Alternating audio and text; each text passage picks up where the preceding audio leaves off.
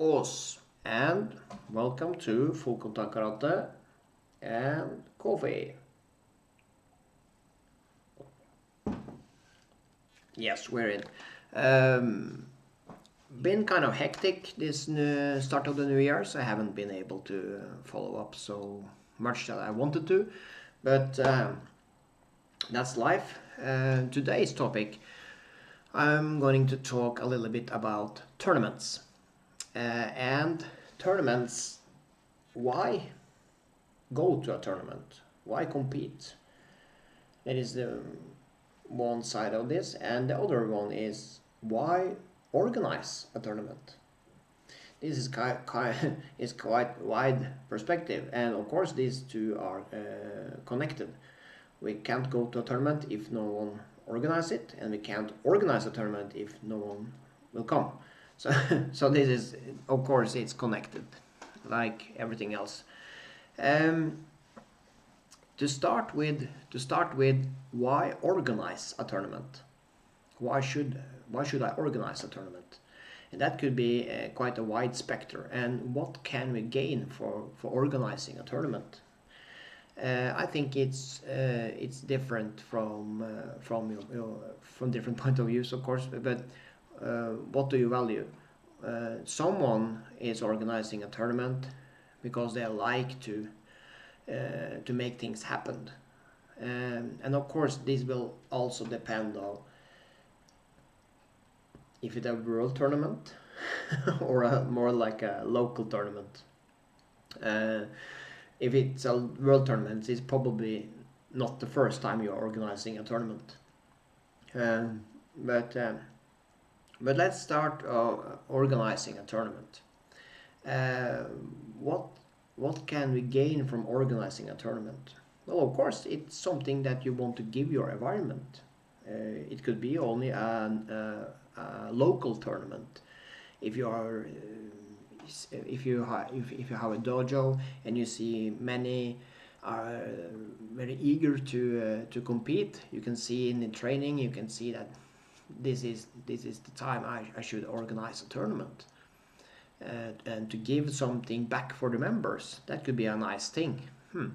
So you can talk to the members and you can see if it's some interest for this, and yeah, you can organize a little tournament. Maybe you can also um, tag it with your neighbor dojo or something like that, like a more regional. But it doesn't have to be a big one.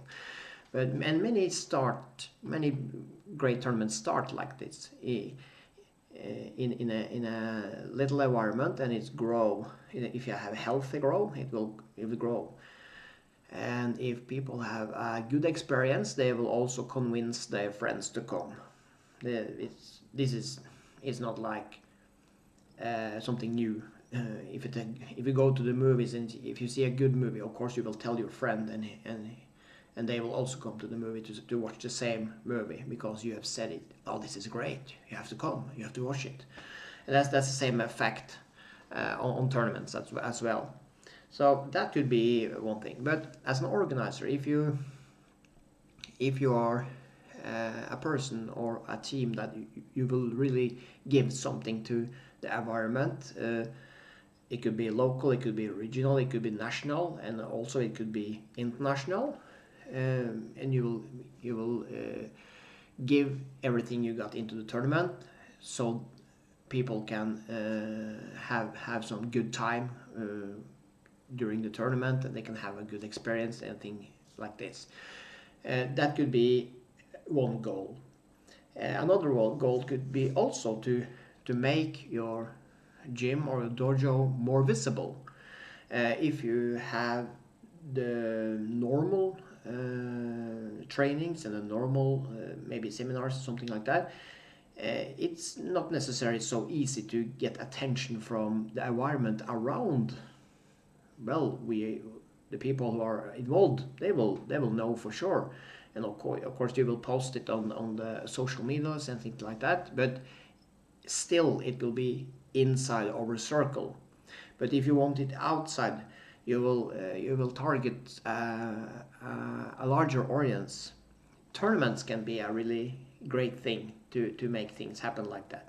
Because you can come to the local newspaper or TV station or something like that, and they will make an article of you or in the tournament and the event, and you can do it before, and you can do it under, and you can do it after. So you can make this visible, your dojo and your region or maybe your country visible for a larger audience. So I think that is a good thing because the competition is really stiff. Not only full contact in between, but into other martial arts and other sports as well. So using it like advertise, that could be a great thing that you can show, and you can show people around, not necessarily from the environment, what you're doing, and they will get interested and inspired to come and try it out. So you can have more members, for example, and you can grow. And if you grow, if your dojo full contact karate grow, we all grow because we are family to the full contact karate. So this can be a great thing, and you can also maybe you can also get some help on the economical part, because you can if you are involving the local environment, you can maybe coming in touch with sponsors and people who can support your dojo or your drift like in an economical way, and that is also something that can give you an effort to go into the tournaments, to organize the tournaments. So this is only scratching the surface, but this is things that you can, and you can, of course, you can also combine everything. And but I think the most important thing is, if you're organizing a tournament, you have to be aware and honest to yourself why I am doing this. If I organize a tournament for others, well, I should do exactly that. If I organize the tournament for myself, to put it that way, if there's something I want to gain, well, that is something I often have to be honest, because it's a difference, and many times you can see a little bit how the structure of the tournament and how these things are built up. So, but the key to have a successful tournament,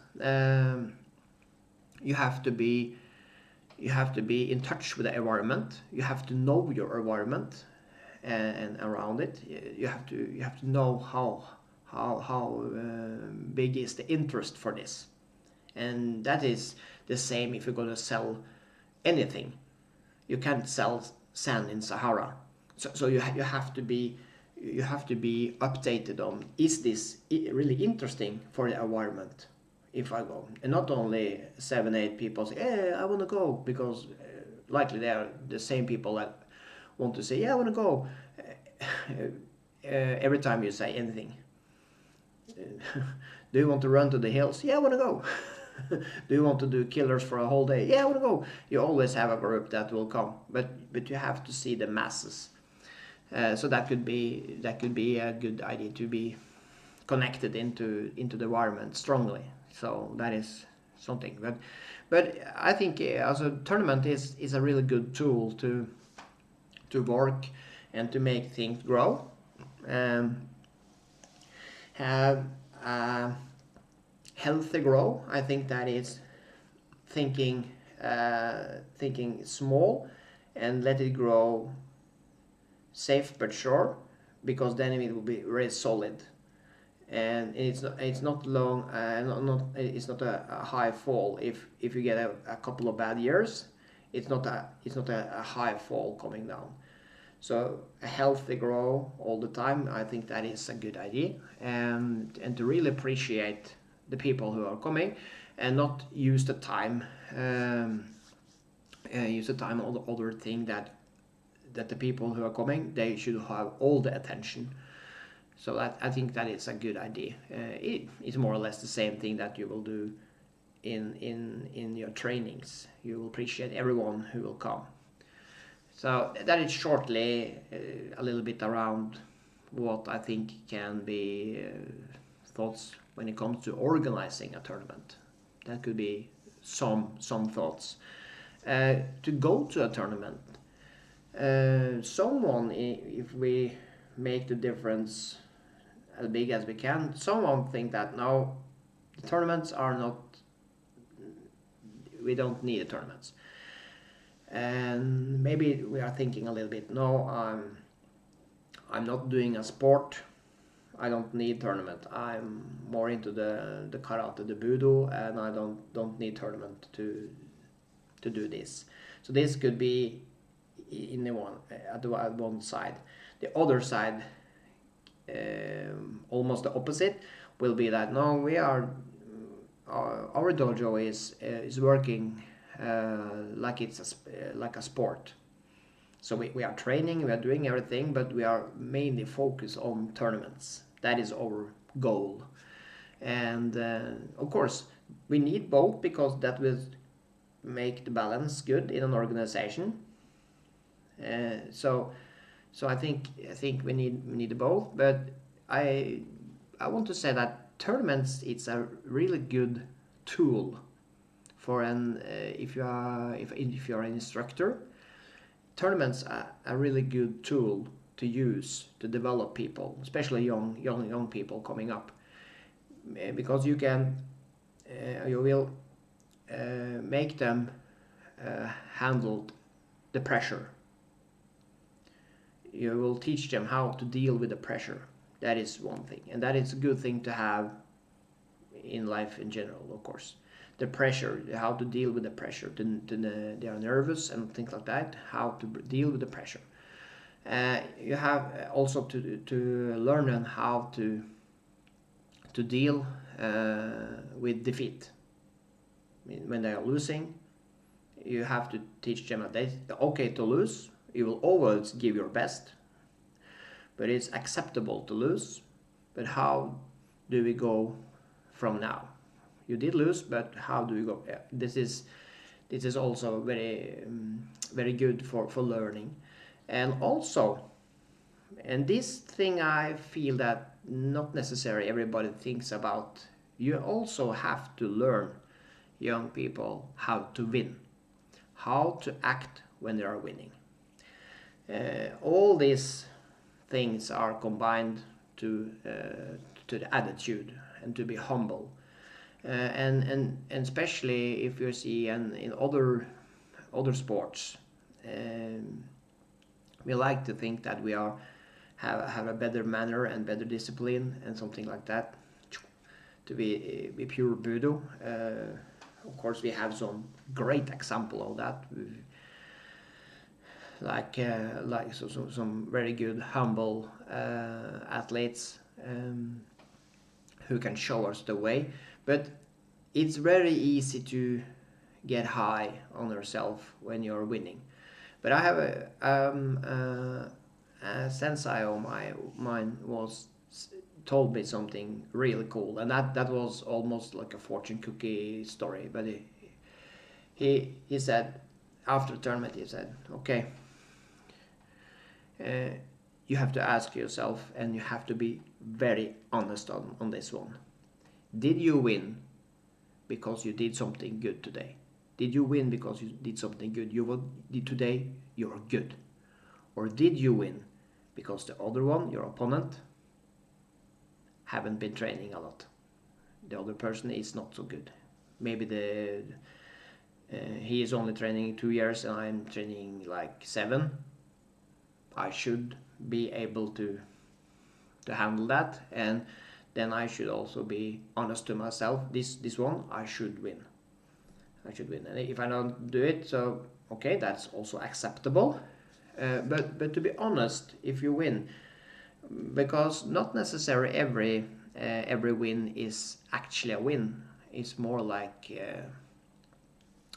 this is only a natural thing because the level are so different in between the fighters. So I think that is one thing, but I think you have to learn a young athlete everything. That is very important, and then this is a good tool. and also to take care of each other on the tournament. Yes, it's full contact, and of course we won't we want a knockout, but I had a really great experience with a young athlete. I was coaching young athletes. He was like he had some experience, but not really high. Well, he was not really high experience. It's like in between. He was going to face a good one, a really good athlete, and his coach. And these were young guys, but his coach was also a young guy, and we was preparing for the fight, and we were doing the last preparation and was going to meet on the tatami. And the young coach told his fighter, okay, make him work, but make the fight last. And I knew that if he wanted, this fight could be over in 10 seconds because I knew that he has really good techniques. And they fought, and the young athlete really was pushing my athlete, and he was balancing it so very good. And he was working and working and working, and so my athlete was really on deep water, but he let him live. And when it was like 15 seconds left, he took the fight with Jordan. The older guy took the fight with Jordan, so he did win. And but it was a really with control. So my guy was only stunned a little bit, but no problem. And they walk off the tatami, and I knew that with this treatment I could take my athlete to another tournament because he was treated so well. And that is I was touched by that because this was a young guy, and his coach was also very young. So to see so mature and so good attitude on the tournament was really good. And of course my guy was beaten up, no doubt about that. He couldn't. He had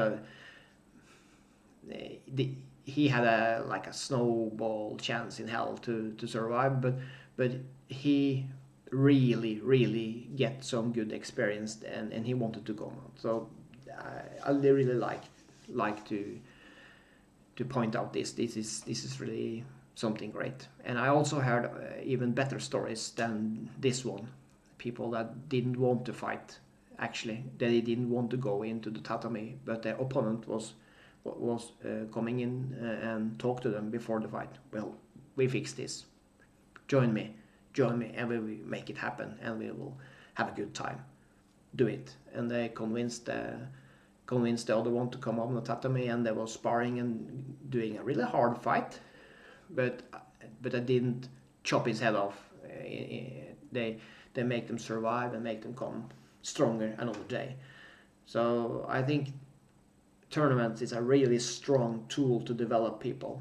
So and if you do, when you have a strong tool, it can tip both way. You can also get attitude that we don't want to see. So I think this is really important. I think you should organize tournaments, have contact with your environment, talk to people, and see how this can be a good tournament. How to maybe you have to change something from here to another to make it happen. Be patient and appreciate the people who can come. And as an athlete or a coach, go to tournaments, support the tournaments, treat each other really hard, but also with respect, and we will be more and more coming into the tournaments. So I think that is all for now. So, but I wanted to talk a little bit about tournament because it's a new year, and the schedule about popping up new tournaments. I've seen naturally we have a little bit the environment is sleeping a little bit after the last year, because we had so many strong tournaments, all the world championships and the major tournament last year, and fighters have to rest and they have to come back to normal and evaluate and use a little bit of the time to think about what's up next time. So we have to give them the time as well. But it's, I can see it's really hard. The schedules are really hard. The World Championship, the European Championship, the all the major tournaments, they are almost no time to train. Only go to tournaments, and I think it's important to have space in between so you can develop thing. You can think about what happened last tournament. But if you are trying to keep the peak, the shape all the time, that is not even possible. And of course, the body will tell you after a little while that this is not good anymore. You have to take care of the body. You have to rest in between and everything like that. So, but long story short, go to tournaments, organize them, and you will make it happen. See you around, and that was everything for now.